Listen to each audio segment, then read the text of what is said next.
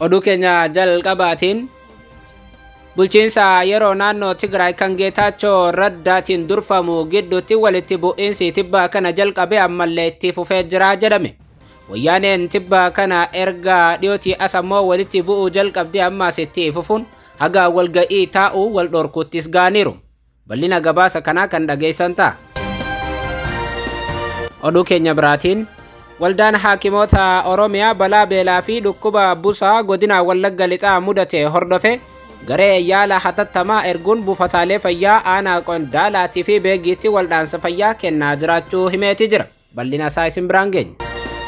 Oduu keenya xumuraatii fi biyya alaatiin pirezidaantiin Turkii Recep Tayyip Erdogan erga Israa'el yakkamtuu waraanaa ta'uu labsinaa jedhanii booda muddamni Israa'elii fi Turkii gidduutti cimee itti fufee jedhame. Pirezidaantiin Turkii kaleessa galgala jecha san kan dubbatan yoo ta'u, kanaaf Israa'el muufachuun ammoo dippiloomaatota Turkii Israa'el keessaa baasuudhaaf murteessuu himteetti jirti. Bal'ina isaa isin biraan geenya akkam jirtu daawwattoota hordoftoota Anolee Global Media. Oduuf odeeffannoo keenya qabannee dhufneetti jirra. Odeeffannoo keenya guyyaa har'aa ijoo isaa isinitti hime guutuu isaa kan dhageessan ta'a. Hanga xumura sagantaa keenyaatti dhaggeeffachuun yaada qabdan gara koomentiitiin nuuf barreessa. Viidiyoon keenya namoota hedduu bira akka dhaqqabuuf laayik sheer godhuu hin dagatinaa isiniin jedha. Kallattumaan gara guutuu isaatti isin dabarsa. Oduu keenya jalqabaatiin hooggantoota ol'aanoo naannoo Tigraay gidduutti walitti bu'iinsi yookaan qoqqoodamiinsi jalqabee itti fufuun naannoon Tigraay haala yaaddeessaa keessa jira jedhame. Bulchiinsa yeroo naannoo Tigraay kan hoogganan Geetaachoo Raddaatii fi pirezidaantii duraanii naannichaa Dr. Dabratsiyoon Gabra Mikaa'el gidduutti tibbaa kana qoqqoodamiinsi erga dhagaamuu jalqabee bubbuleera. Kanumaaf ammoo naannoon Tigraay haala hamaa keessatti argamti jechuu irratti argamu. Tibbaa kana bulchiinsi yeroo Tigraay aangoota beekamtii mootummaatiin ala halkan walga'ii ta'an irratti tarkaanfii fudhachuu ibsuun isaas ni yaadatama. Pirezidaantiin bulchiinsa yeroo naannichaa obbo Geetaachoo Raddaa jimmata darbe onkololeessa 27 2023 gaazexeessitootatti akka himanitti aangawoota mootummaa bakka gara garaarraa walitti qabaman beekamtii mootummaa yerootiin malee Maqaleetti walga'ii halkan ta'aa turuu ragaa ba'aniiru.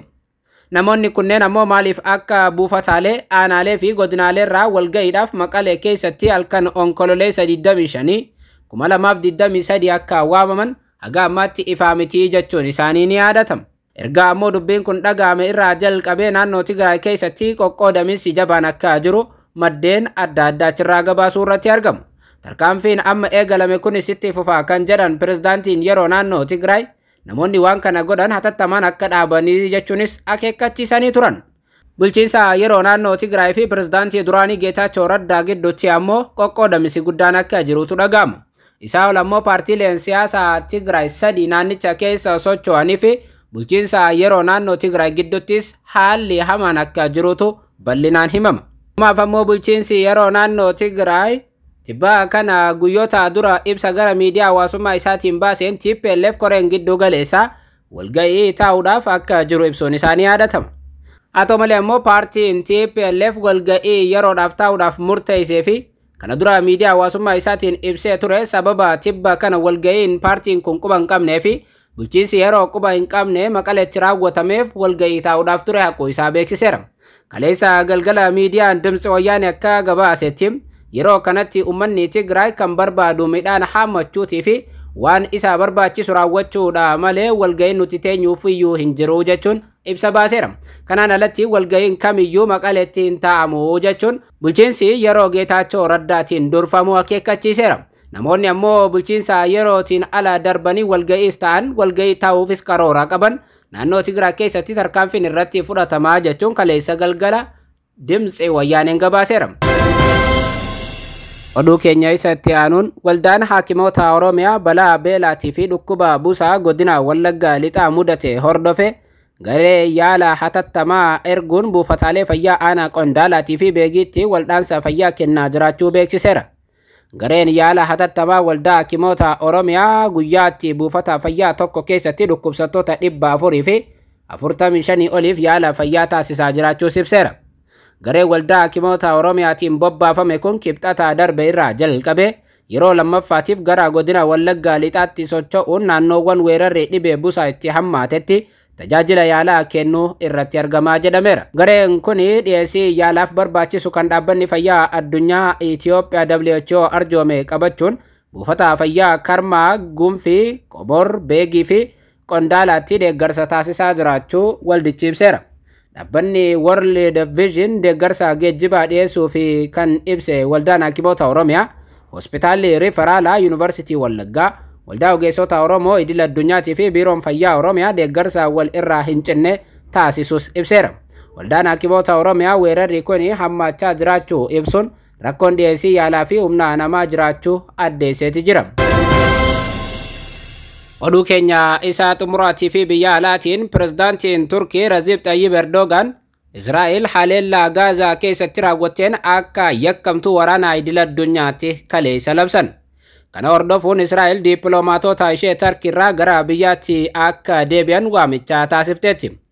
Darbee ammoo dippiloomaatonni Turkii kan Israa'el jiran hatattamaan biyyattii akka gadhiisanii ba'aniif kaleessa galgala waamicha taasiftee turte Israa'el.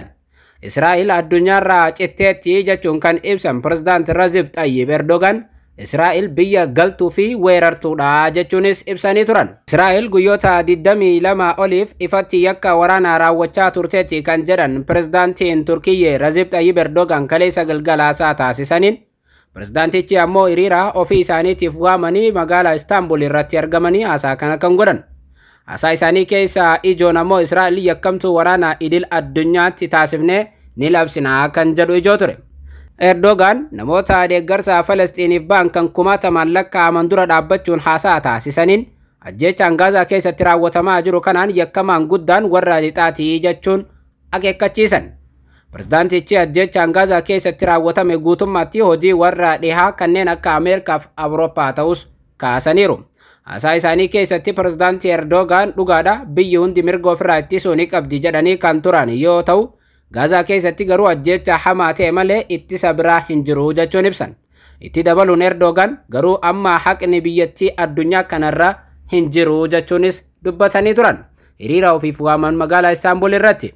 Israa'el keessatti erga haleellaan onkololeessa 7 yeroo Hamas haleellaa daangaa qaxxaamuru raawwateeti namoota 4,400 ajjeefame eegalee Gaazaa keessatti ammoo haaloo ba'uuf jecha Israa'el haleellaa guddaa raawwachaa turteetti. Pirezidaantiin Turkiyya kana dubbachuu hordofuunis Israa'el dippiloomaatota ishee Turkii jiran gara biyya isaaniitti akka deebi'an hatattamaan waamicha taasifteetti. Pirezidaantiin Turkiyya kaleessa galgala dubbii kana kan dubbatan yoo ta'u, ganama kana ammoo ministeerri dhimma alaa Israa'el Eli Cohen dippiloomaatonni biyyattii akka deebi'an waamicha taasisuu isaanii TV'n biyyattii himeera. Ministeerri muummee Israa'el Benjamin Netanyahuun gama isaaniitiin Israa'el waraana addunyaa irratti naamusa gaarii qabu qabdi jechuun himan. Haa ta'u malee ammoo pirezidaantiin Turkiyya kaleessa galgala Israa'el yakkamtuu addunyaa akka taatetti labsinaa jedhan. Israa'el erga Hamas kibba biyyattii irratti haleellaa raawwachuun namoota 4,400 ajjeesee booda kanneen 229 ammoo butee booda Gaazaa irratti haaloo ba'uuf lammiilee kumootaan lakkaa'aman daaraa taasifteetti. Erga sanaati ammoo kaasee ministeerri fayyaa Hamasiitiin durfamu Gaazaa keessatti namoonni lubbuu dhaban 8,000 caalaa akka ta'an himaniiru. Erdogan ammoo kanuma ilaalchisuun kaleessa galgala hiriira waamuun ofii isaaniitiif miidiyaa hawaasummaa qabaniin erga waamicha taasisanii booda hiriira guddaa Istaanbulitti gaggeessaniiru. Israa'el guyyoota 22f yakka waraanaa raawwatteetti jedhan pirezidaantiin Turkiyye.